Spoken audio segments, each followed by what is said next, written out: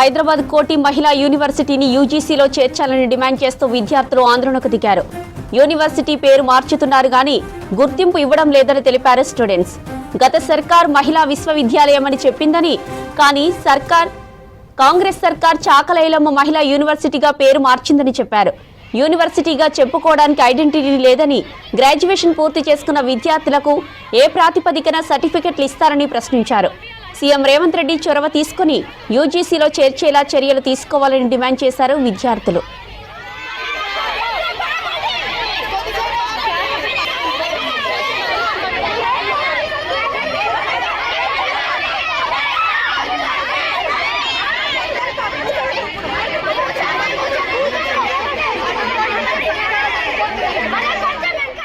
హైదరాబాద్ కోటి మహిళా యూనివర్సిటీని యూజీసీలో చేర్చాలని డిమాండ్ చేస్తూ విద్యార్థులు ఆందోళనకు దిగారు.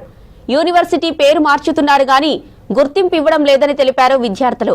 గత సర్కార్ మహిళా విశ్వవిద్యాలయమని చెప్పిందని, కాంగ్రెస్ సర్కార్ చాకలైలమ్మ మహిళా యూనివర్సిటీగా పేరు మార్చిందని చెప్పారు.